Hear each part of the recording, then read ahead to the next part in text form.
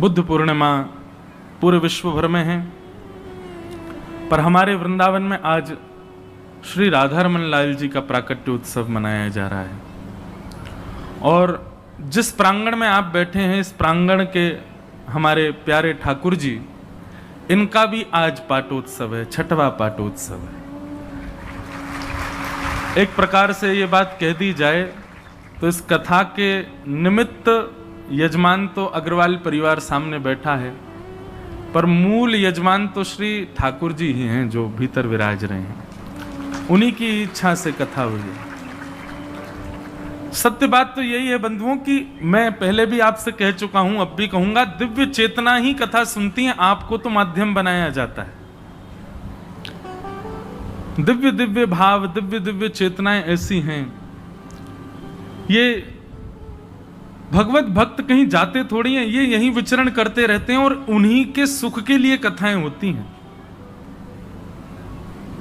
अब श्री हनुमान जी महाराज के लिए कहा जाता है, यत्र यत्र रघुनाथ कीर्तनम तत्र तत्र कृतमस्तकांजलिम बाष्पवारी परिपूर्ण लोचनम मारुतिम नमत राक्षसांतकम। हनुमान जी महाराज कभी साकेत नहीं जाते, हनुमान जी महाराज कभी वैकुंठ गोलोक धाम कभी जाते ही नहीं। वो सदा पृथ्वी पर ही रहते हैं। क्यों? हनुमान जी कहते हैं, बोले भैया वहां पे कथा सुनवे को नहीं मिलेगी, यहीं मिलती है बस। प्रभु चरित्र सुनवे को रसिया, राम लखन सीता मन बसिया। हनुमान जी को सबसे ज्यादा प्रिय है ठाकुर जी की कथा, और वो कथा केवल यहीं होती है। अब हनुमान जी को कथा कैसे सुनाई दे? उन्हीं वही नियोजन बनवाते हैं, वही निमित्त बनवाते हैं, वही किसी परिवार के हृदय में जाकर के प्रेरणा प्रकट करवाते हैं, भाई हमको कथा करानी है। और फिर ये सब योजना बनती है, आदि आदि। लाभ देखने में तो हजारों को मिलता है, लेकिन मुख्य रूप से इसके आयोजक और नियोजन करता श्री हनुमान जी हैं।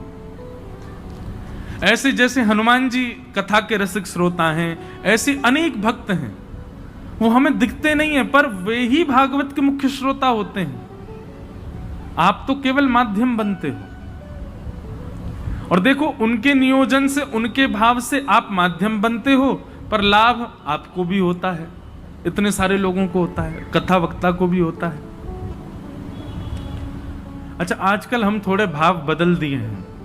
पहले मैं कहता था कि हम सब वैकुंठ जाएंगे, पर अब हमने एक नया तरीका सीखा है। क्या?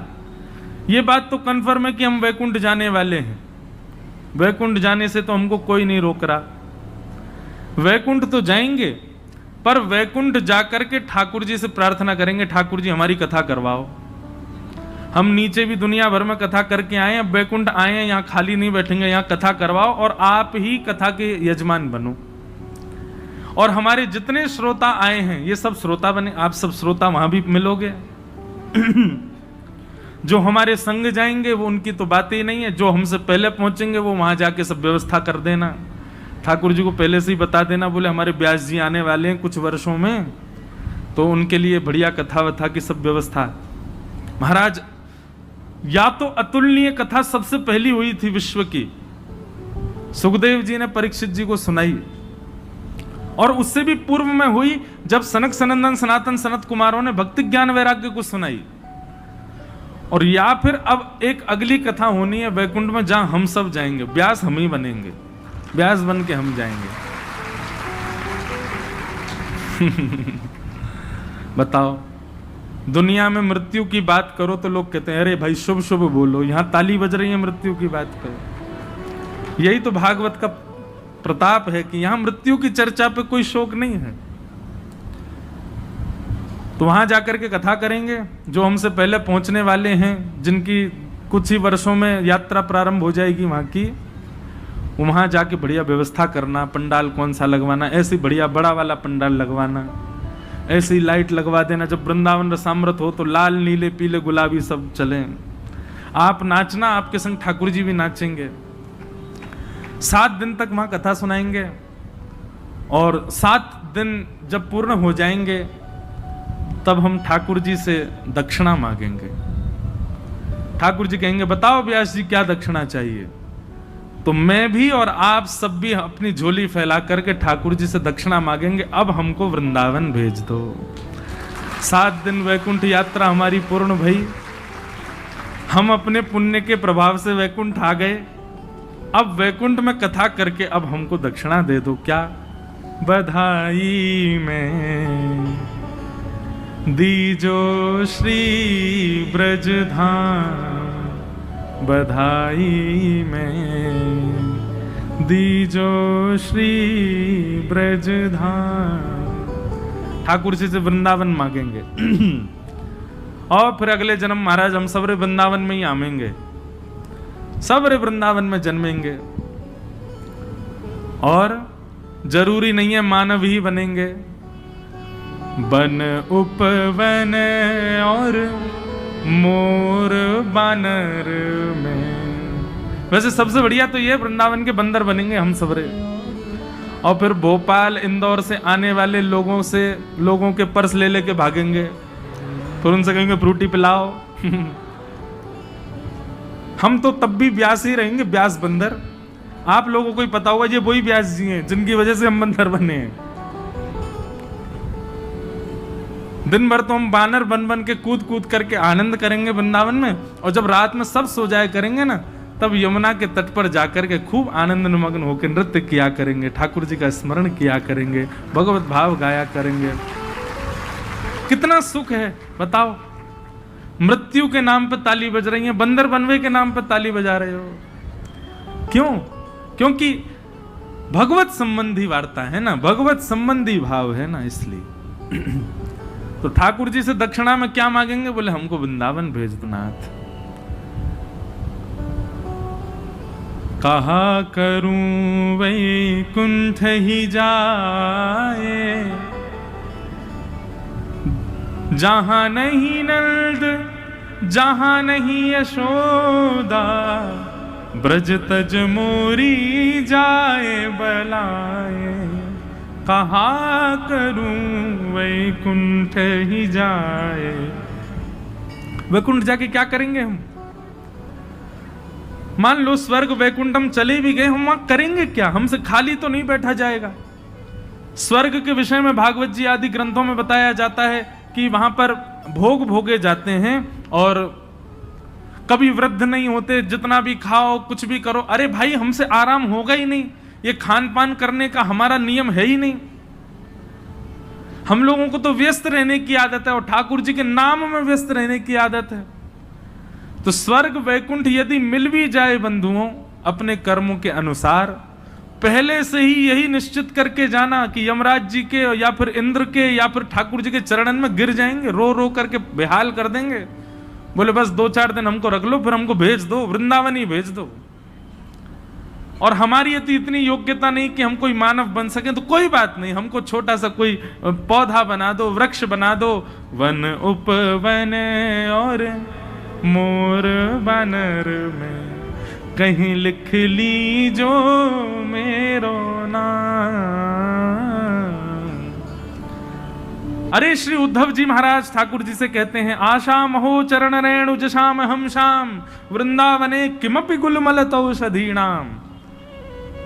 हे विधाता, हे ब्रह्मा, यदि मेरा कोई पुण्य बचा हो तो उस पुण्य के बदले मुझको वृंदावन भेजना, और वृंदावन में भी छोटा पौधा बना करके भेज देना। ब्रह्मा जी बोले क्यों?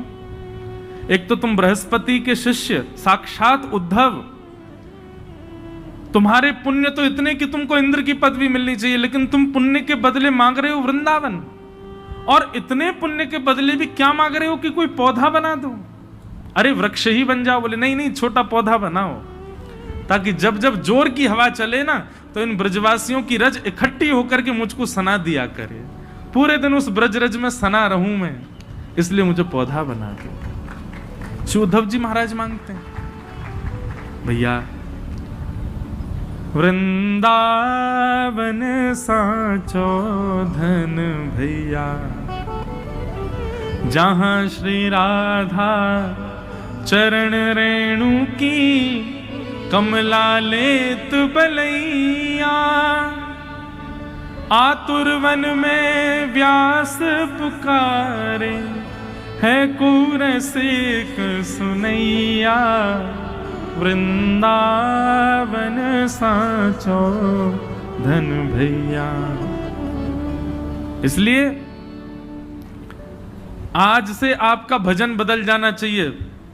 वैकुंठ और स्वर्ग की कामना के लिए भजन नहीं करना है। काय के लिए भजन करना? हमें वृंदावन चाहिए, हमें वृंदावन मिले।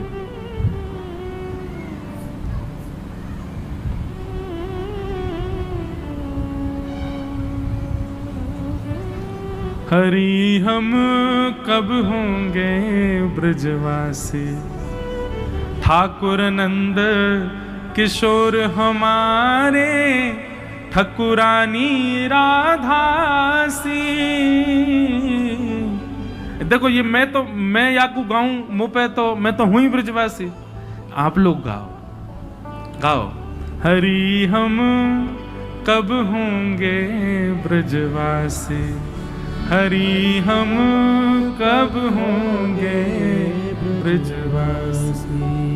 कहा करोगे ब्रजवासी है कि? बोले ठाकुर नंद किशोर हमारे, ठाकुर नंद किशोर हमारे, ठकुरानी राधासी,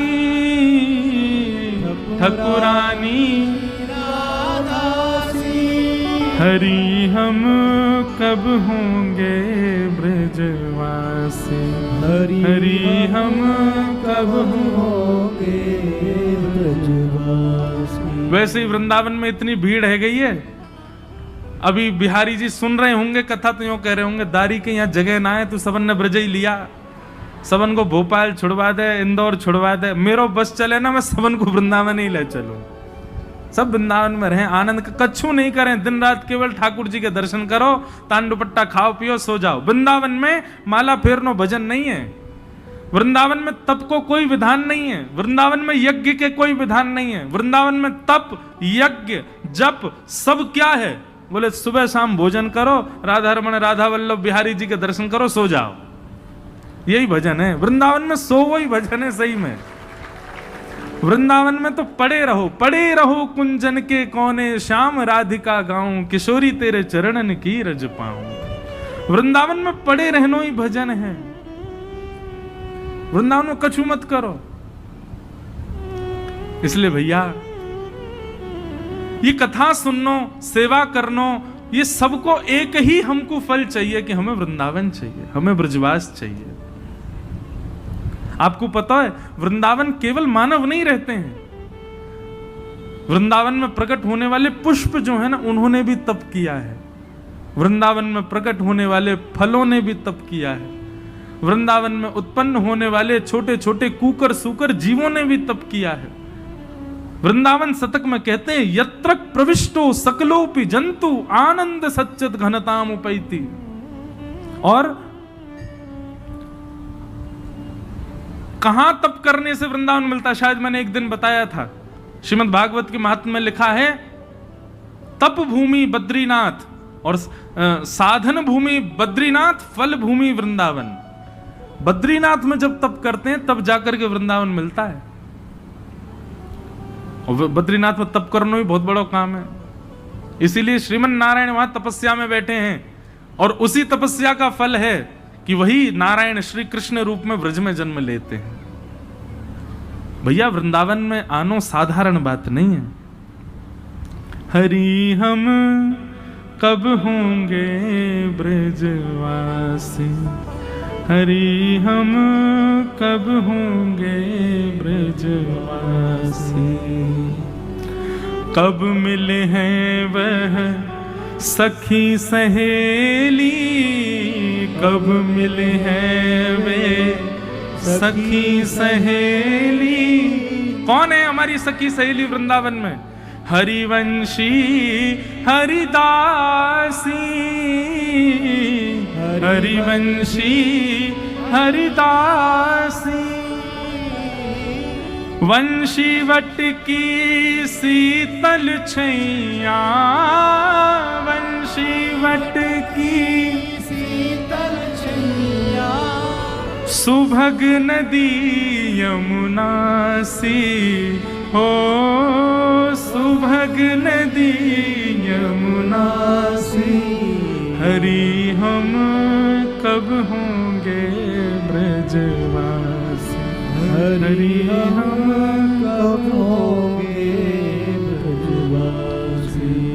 जाकी वैभव करत लाल सा, जाकी वैभव करत लाल सा, करमीत कमलासी, करमीत कमलासी। इतनी आस व्यास की पूजवहूँ, इतनी आस व्यास की पूजवहूँ। श्री आपके मध्य प्रदेश में ओरछा में प्रकट हुए श्री हरिराम व्यास जी। ओरछा के राजा मधुकर शाह के गुरुदेव थे वे हरिराम व्यास जी। उनका ये पद है, इसीलिए उनके पद में व्यास शब्द आता है। जब सप्तनिधि का पद गाते हैं तो उसमें छठवें ठाकुर जी जो हैं, जो पन्ना में विराजते हैं, श्री जुगल किशोर जी, वो इन्हीं के ठाकुर जी, पन्ना के ठाकुर जी श्री जुगल किशोर जी। वही हरिराम व्यास जी कहते हैं, इतनी आस व्यास की पूजवहूँ, इतनी आस व्यास की पूजवहूँ, वृंदा विपिन विलासी,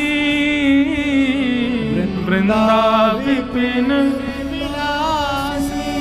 ठाकुर नंद किशोर हमारे, ठाकुर नंद किशोर हमारे। जोर लगा के गाओ।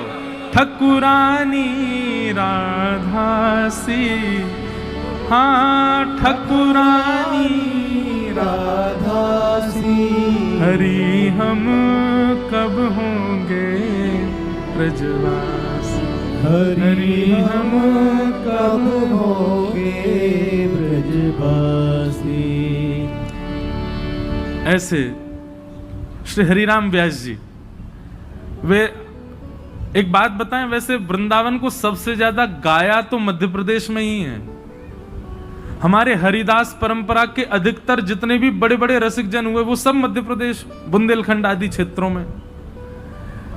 हरिराम व्यास जी इन्होंने तो सबसे ज्यादा वृंदावन रस को गाया, ये भी मध्य प्रदेश में। तो इस नाते से कह सकते हैं कि मध्य प्रदेश वालों का टिकट जल्दी कटता है ब्रज के लिए। तो ये हमारे ब्रज भजनों शुरू कर दो। और उसके पीछे कारण है ना, ब्रज के सबसे बड़े लालस जिनको है ब्रज का, वो आपके मध्य प्रदेश में ही है ना, महाकाल। ये बैठे भली मध्य प्रदेश में, इनको मन पूरे दिन वृंदावन में ही रहे, ये 24 घंटा वृंदावन में ही रमण करते रहे। और ये बात सत्य है, आप इसको अन्यथा मत लीजिएगा। मेरी एक बार काशी में कथा हुई, तो काशी में कथा करके रात्रि में ही, विश्राम वाले दिन रात को ही निकलना था कहीं दूसरी जगह कथा के लिए। ट्रेन थी हमारी, तो आयोजक जो थे उनसे हमने कही, मैंने कहा भैया महाकाल वो विश्वनाथ भगवान के दर्शन करा लाओ। चलो महाराज जी। रोज जाता था मैं दर्शन, रोज हमारी व्यवस्था हो जाती थी, पुलिस वुलिस वाले ले जाते थे भीतर। अंतिम दिन पता नहीं कोई विशेष उत्सव था, जाने कोई आया हुआ था, कुछ बात थी, तो जो हमको रोज ले जाते थे वो तो अंतर ध्यान हो गए, वो तो मिले ही नहीं। कोई और था, वो बेचारा इतना परिचित नहीं। अब वो कहें यहां से जाओ, फिर कहें उधर वाले गेट से आओ, फिर कहें उधर वाले, घूमते घूमते घूमते महाराज पांव दर्द हो गए। चलो भ्रमण में इतने कष्ट नहीं था, लेकिन ट्रेन का समय होने लगा। संघ वाले सब कहें, बोले महाराज जी जल्दी करें, रेलवे स्टेशन भी जाना है, ट्रेन निकल जाएगी। मैंने कि एक प्रयास और कर लेते हैं, मिल जाए दर्शन तो ठीक है, नहीं तो फिर चलते हैं। तो फिर उन्होंने कहा वो 3 नंबर गेट से आओ। वो इतना दूर पैदल चल करके गए, घूम घाम के महाराज जैसे वहां से घुसे तो वहां से पुलिस वाले ने रोका, बोले सुनो 1 नंबर गेट से आओ। मैंने कि भाई क्या समझ रखा है, यहां से वहां से यहां यही कर रहे हो। अब पुलिस वाले का क्या दोष। संघ वाले सब बोले महाराज जी अब यहीं से प्रणाम कर लें, फिर रेल छूट जाएगी।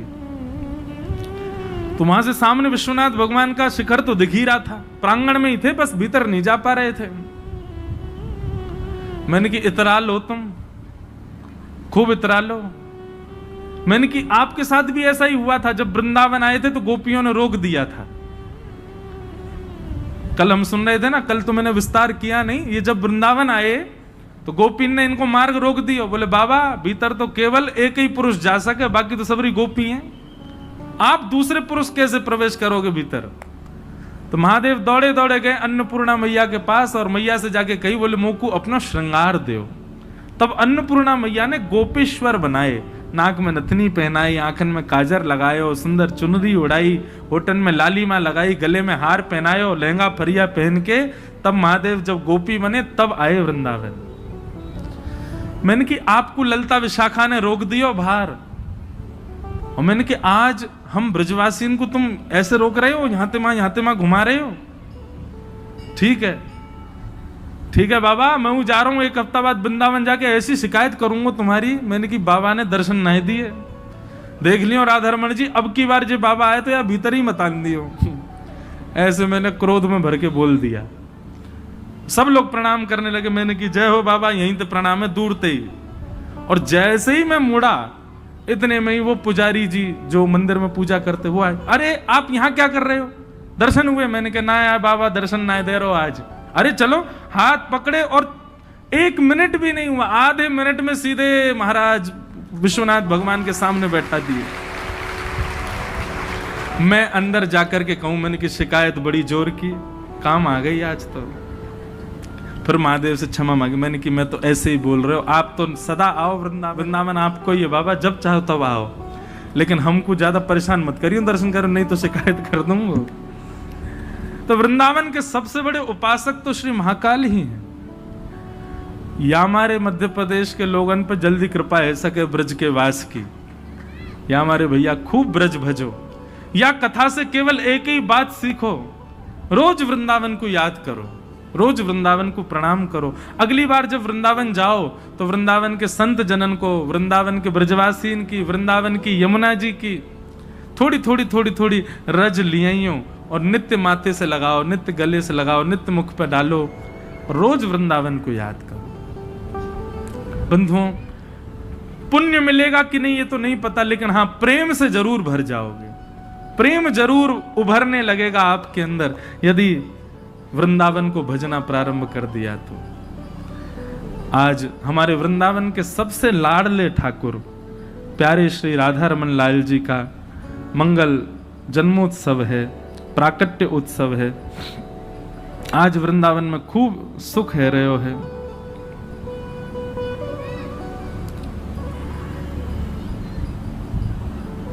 कल नरसिंह चतुर्दशी थी।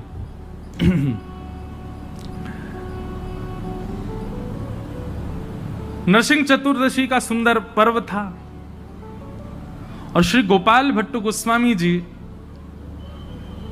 नरसिंह अवतार की कथा कह रहे, सुन रहे, सब आनंद कर रहे वृंदावन में। तो ऐसा होता है कि जो जो उत्सव होते हैं उन उत्सवों की कथा और भाव कहे सुने जाते हैं। लेकिन हमारे वृंदावन देखो, रसिक जनों की ऐसी बात है कि रसिक जब कथा सुनते हैं ना तो वो केवल कथा को शब्द मान करके नहीं सुनते, उसको वास्तविक मान करके सुनते हैं। जैसे एक प्रसंग आता है, उड़ीसा में एक ठाकुर जी हैं, उनका नाम है टोटा गोपीनाथ। क्या नाम है? टोटा गोपीनाथ। ये टोटा गोपीनाथ कैसे हैं सुनो। श्री चैतन्य महाप्रभु अपने शिष्य की कथा सुन रहे थे और कथा में जो शिष्य थे वो ध्रुव चरित्र सुना रहे थे। ध्रुव चरित्र में उन्होंने वर्णन किया कि ध्रुव जी महाराज 5 महीने तक ठाकुर जी का भजन करते रहे और चित्त में ठाकुर जी का दर्शन करते रहे। 5 महीने बाद ठाकुर जी जब सामने प्रकट हो गए तो ध्रुव जी ने नेत्र नहीं खोले, तो ठाकुर जी ने उनके हृदय के स्वरूप को अंतर ध्यान कर दिया, तो ध्रुव जी व्याकुल हो गए। अब ये बात वक्ता कह रहे हैं, लेकिन सामने बैठे महाप्रभु जी को लगा कि उनके चित्त के ठाकुर जी अंतर ध्यान हो गए और वो इतने व्याकुल हो गए, इतने व्याकुल हो गए और ढूंढने लगे, कहाँ गए ठाकुर जी, कहाँ गए श्याम सुंदर, तुम कहाँ गए। तो जिस फर्श पर बैठे थे वहां नीचे अपनी उंगलियों से विरह में आतुर होकर के खोदने लगे, ठाकुर जी कहां चले गए। और खोदते महाराज तभी उनका हाथ में एक ठाकुर जी का सुंदर रूप आया, वही थे श्री गोपीनाथ। प्रकट करके निकाले, हृदय से लगाए, ठाकुर जी प्रकट हो गए। और बोले तुम्हारी कथा सुनकर के ये प्राप्त हुए, लो आज से इनकी सेवा तुम ही करना। और वो उनको प्रदान कर दिए। फिर वो टोटा गोपीनाथ कैसे हुए? जब महाप्रभु जी श्री जगन्नाथ जी में विलीन हो गए तो ये बात सुनकर के जो शिष्य थे वो इतने व्याकुल हो गए कि रुदन कर कर के उनकी स्थिति ऐसी हो गई, कुछ महीने बाद उनकी कमर झुक गई। तो ठाकुर जी की सेवा में जब जाते थे तो मुख का स्पर्श नहीं कर पाते थे। चंदन लगाते थे तो मुख की जगह गाल पे लगता, होठों पे लगता, नाक पे लगता। दर्शन करके बड़े चिंतित होते, बोले ठाकुर जी अब मैं आपकी सेवा नहीं कर पाता। तो उन्होंने एक सेवक रख लिया सेवा में। सेवक रखा तो रात्रि स्वप्न में ठाकुर जी प्रकट हो गए। सब लोग इधर देखो, सावधानी से सुनो। रात में ठाकुर जी स्वप्न में आए और आकर के कहा, आपने किसी सेवक को क्यों लगाया हमारी सेवा में? बोले जय जय, मेरी कमर टेढ़ी है गई है, मैं तो आपको मुख छू ना पाऊं, या हमारे एक सेवक लगा दियो। ठाकुर जी बोले हमको नहीं पता, हम आपके हाथ से सेवा करेंगे, सेवा लेंगे। कोई सेवक हमको स्पर्श नहीं करेगा, हम आपके लिए प्रकट हुए, कोई और हमको नहीं छू सकता। जय जय, आपकी नाक मुख इन पर चंदन लग जाता है। बोले हमको स्वीकार है, लेकिन करोगे आप ही। दूसरे दिन सुबह मंगला का समय मंदिर खोला, सेवक को कहा तुम बाहर ही रहो, हम जाते हैं। जैसे ही भीतर पहुंचे तो क्या देखा, जो ठाकुर जी ऐसे खड़े थे, त्रिभंग लली ठाकुर जी, वो ऐसे मेरी तरह नीचे ऐसे बैठ गए और बैठ करके बोले अब ऐसे हमारी सेवा करो, अब तुमको ऊपर हाथ करने की जरूरत नहीं। तो ठाकुर जी नीचे हो गए, इसलिए उनका नाम पड़ गया टोटा गोपीनाथ। ये कथा हमने क्यों सुनाई? कथा सुनाने का उद्देश्य दूसरा था। श्री चैतन्य महाप्रभु को कथा सुनते सुनते आभास हुआ कि ठाकुर जी कहां चले गए, और उन्होंने जब खोदा तो वहीं प्रकट हो गए। मतलब वैष्णव रसिक जन ऐसे कथा नहीं सुनते कि बस सुन ली हो गया काम। वो चिंतन करते करते वो ऐसा लगता है उनको कि मैं ही ध्रुव हूं, मैं ही प्रहलाद हूं, मैं ही भक्तिमती मीराबाई हूं, मैं ही सूरदास हूं। वो उस कथा को, घटना को अपने ऊपर ले लेते हैं। आप कहेंगे महाराज जी ये संभव नहीं है, ये है संभव। संसारी जीव जब सिनेमा देखने जाता है ना, वो जानता है कि ये सिनेमा नाटक है, वो जानता है कि ये सिनेमा झूठ है, लेकिन फिर भी उस सिनेमा को देखते देखते उसको अनुभव होने लग जाता है कि ये मेरी घटना है। और कभी कभी वो वहां दिखने वाले उस व्यक्ति के साथ होने वाली घटना पर रुदन करने लग जाता है, भावुक हो जाता है, कभी कभी अपने ऊपर बहुत ज्यादा ले लेता है उसको। इसका मतलब क्या है? ये गुण हमारे पास है, पर संसार के लिए, ठाकुर जी के लिए नहीं है। इसको ठाकुर जी के लिए परिवर्तित करो। जब ध्रुव का प्रसंग आए तो यही विचार करो, मैं ही ध्रुव हूं, मैं ही 5 वर्ष की आयु में घर से चला गया हूं, मुझे ही नारद जी मिले हैं, मैं ही तप कर रहा हूं, मैं ही व्याकुल हूं ध्रुव की तरह। इस प्रकार कथा सुननी चाहिए। तो नृसिंह चतुर्दशी और कथा हो रही थी, तो कथा में जैसे ही वर्णन किया कि प्रहलाद के प्रेम के खातिर, प्रहलाद के विश्वास के खातिर भगवान नृसिंह खंभ भेदन करके प्रकट हो गए। सब जय जयकार करने लगे, लेकिन उसी सभा में बैठे श्री गोपाल भट्ट गोस्वामी जी बड़े चिंतित हो गए और लौट करके आए और अपने ठाकुर जी को देख करके कहने लगे, शालिग्राम भगवान उनसे आके कहने लगे, आप सर्वसमर्थ हो, लेकिन मेरे लिए क्यों नहीं हो रहे हो? आप खंभ से प्रकट हो सकते हो नृसिंह बनकर के प्रहलाद के लिए, मेरे लिए क्यों नहीं प्रकट हो सकते शालिग्राम से? अच्छा एक बात बताएं, ये गोपाल भट्ट गोस्वामी जी की जो वेदना थी ना, ये बहुत दिनों से थी। एक बार का प्रसंग आता है कि सब मंदिरों में हिंडोला हो रहा था, हिंडोला उत्सव चल रहा था, ठाकुर जी झूला झूल रहे थे। हमारे वृंदावन में सावन के महीने में सारे मंदिरों में झूला पड़ जाते हैं, ठाकुर जी झूला झूलते हैं। अच्छा, सावन में झूला झूलने का कारण क्या है पता है आपको? सावन में हवा नहीं चलती, लेकिन वातावरण में नमी होती है। उस समय हवा नहीं चलती, नमी होती, ठंडक होती, पर हवा नहीं चलती, इस वजह से पसीने बहुत आते हैं। तो सखियां क्या करती हैं, बड़े बड़े वृक्षों पर झूला डाल देती हैं और फिर ठाकुर जी को बैठा करके श्री जी को बैठा के झुलाती हैं। तो झूलते हैं तब हवा लगती है, इसलिए सावन में झूला झूला जाता है, ठाकुर जी को झूला झुलाते हैं। तो सब जगह झूला उत्सव चल रहा था वृंदावन में। तब तक राधा रमण जी प्रकट नहीं हुए थे, शालिग्राम रूप में ही थे। तो बड़े बड़े रसिकजन मंदिरों में जावें और मंदिर के ठाकुर जी को देख करके उनके भाव पर पद गावें। राधा वल्लभ जी पे गाए, राधा हमारे बिहारी जी के लिए गाए, आदि आदि वैष्णवों ने सब सुंदर मंदिरों में जा जा करके पद गाए। तभी यही हरिराम व्यास जी, जिनकी मैं बता रहा था बात, ये श्री हरिराम व्यास जी राधा रमण जी मंदिर में आए। तब तक राधा रमण जी प्रकट नहीं हुए थे, शालिग्राम रूप में थे। तो शालिग्राम जी झूला झूल रहे थे। तो झूला झूलते हुए ठाकुर जी को देख करके वो गाने लगे, झूले रे झूले मेरो गंडकी नंदन। गंडकी नंदन समझे? नेपाल में एक नदी है गंडकी, वहीं से शालिग्राम जी प्रकट होते हैं। तो शालिग्राम जी गंडकी नदी से आए, इसलिए कौन हो गए? गंडकी नंदन। झूले रे झूले मेरो गंडकी नंदन। श्री गंडकी नंदन ठाकुर जी झूला झूल रहे। अब गंडकी नंदन जैसे ही कहा तो श्री हरिराम व्यास जी, वो गोपाल भट्ट गोस्वामी जी को बड़ी पीड़ा सी हुई। बोले कि बाकी जगह तो लाल हैं, बाकी जगह तो राधा वल्लभ हैं, बाकी जगह तो कुंज बिहारी हैं, बाकी जगह तो राधा दामोदर हैं, गोविंद देव हैं, और मेरे ठाकुर जी जो गंडकी नंदन नेपाल के कर दिए। हमारे ठाकुर जी को नाम श्री जी के संग क्यों नहीं जुड़ रहा? श्री किशोरी जी के साथ मेरे लाल जी का नाम क्यों नहीं आ रहा? उनको पीड़ा हुई। और फिर उसके बाद में उन्होंने एक शब्द और गाया, क्या? मानहु भांट कढ़ी में बोरे, अंग लगायो चंदन। बोले राधा रमण जी कैसे दिख रहे हैं? शालिग्राम जी देखे हैं ना, शालिग्राम जी के ऊपर पीला पीला चंदन लगा है। तो हरिराम व्यास जी गा रहे हैं, बोले ऐसा लग रहा है जैसे पकौड़ी जो है वो कढ़ी में बोर के रख दी हो।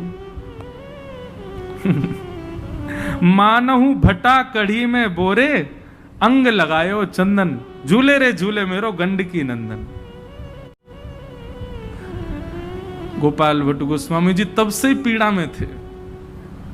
बोले देखो ये कैसे, भले ही हाथ ना पाई नैन नहीं नासा। बोले देखो तो कैसे ठाकुर जी, इनके हाथ भी नहीं है, इनके पाम भी नहीं है, नैन भी नहीं है, नाक भी नहीं है।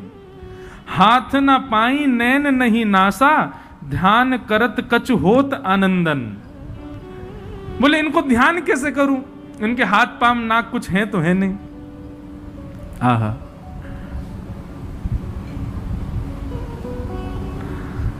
जालंधर अरु वृंदावल्लभ, गर्वे व्यास कहा कही छंदन। हरिराम व्यास जी बोले अब इनके ऊपर क्या छंद बना करके गाऊं मैं? ठीक है जैसे भी हैं, सुंदर हैं ठाकुर जी, झूल लें। तो किसी के ठाकुर जी के बारे में कुछ भी कह दो भैया, कैसे वो सही वाक्य ठाकुर जी हैं। गोपाल भट्ट गोस्वामी जी तब से बड़े विरह में थे। बोले कि आपका नाम श्री जी के संग नहीं जोड़ा, आपके हाथ पाम नाक क्यों नहीं है? विरह करते करते करते करते और ये नरसिंह चतुर्दशी आई। और जब नरसिंह चतुर्दशी पे कहा कि खम्भ भेदन करके नरसिंह भगवान प्रकट हो गए, तो गोपाल भट्ट गोस्वामी जी लड़ने लगे अपने ठाकुर जी से। बोले आप प्रहलाद के लिए प्रकट हुए हैं खम्भ से, इसका मतलब है आप प्रकट हो सकते हैं, मेरे लिए शालिग्राम से प्रकट नहीं हो सकते। और विरह वेदना में व्याकुल रुदन करते रहे ठाकुर जी के आगे। और नरसिंह चतुर्दशी पूर्ण हुई और आज का दिन बुद्ध पूर्णिमा प्रकट। सुबह जैसे ही नेत्र खोल करके देखे महाराज, तभी क्या पाया कि सामने सिंहासन पर जहां शालिग्राम जी रखे रहते हैं, वहां जैसे मानो कोई ऊंची वस्तु पर कपड़ा डाल दिया हो, ऐसे कपड़ा पड़ा हुआ है। गोपाल भट्ट गोस्वामी जी बोले जे कहा है वो मेरे ठाकुर जी कहाँ हैं? खूब ढूंढे नहीं मिले। जैसे ही महाराज वो वस्त्र ऊपर उठा करके देखा, त्रिभंग ललित श्री राधा रमण लाल वहां खड़े हुए। बोलो राधा रमण लाल की, श्री गोपाल भट्ट गोस्वामी जी महाराज की। तब भी उनको लगा कि शायद कोई और के ठाकुर जी हैं का। बोले कोई और धर गयो दिखे, इधर उधर देखे, मेरे शालिग्राम जी कहाँ हैं। तभी हाथ जैसे ही ठाकुर जी के पीछे लगाया तो श्री राधा रमण जी की कमर पे ही ठाकुर जी, उनमें से ठाकुर जी प्रकट है गए, श्री राधा रमण लाल। श्री गोपाल भट्ट की हम लोग क्या गाते हैं, श्री गोपाल भट्ट जू की हृदय वेदना प्रगट्यो शालिग्राम। श्री गोपाल भट्ट जू की हृदय वेदना प्रगट्यो शालिग्राम। श्री गोपाल भट्ट जू की हृदय वेदना प्रगट्यो शालिग्राम। श्री गोपाल भट्ट जू की हृदय वेदना प्रगट्यो शालिग्राम। कौन? रूप सुधा को खान हमारो, रूप सुधा को खान हमारो, रूप सुधा को खान हमारो, रूप सुधा को खान हमारो। प्यारो राधा रमण झूलाल वृंदावन, प्यारो वृंदावन, वृंदावन प्यारो वृंदावन। हे श्री वृंदावन मेरो वृंदावन, वृंदावन मेरो वृंदावन। रूप सुधा को खान हमारो, रूप सुधा को खान हमारो। प्यारो राधा रमण झूलाल वृंदावन, प्यारो वृंदावन, ओ वृंदावन प्यारो वृंदावन। हे श्री वृंदावन मेरो वृंदावन। ओ वृंदावन मेरो वृंदावन। श्री राधा रमण लाल की।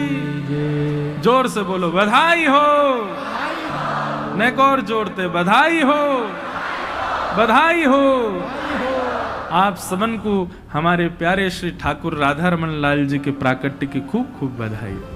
ऐसे श्री ठाकुर जी जैसे श्री गोपाल भट्ट जी के हृदय से प्रकट भये, ऐसे ही हमारे भाव से हमारे हृदय के ठाकुर भी कभी प्रकट हों, ऐसी भावना।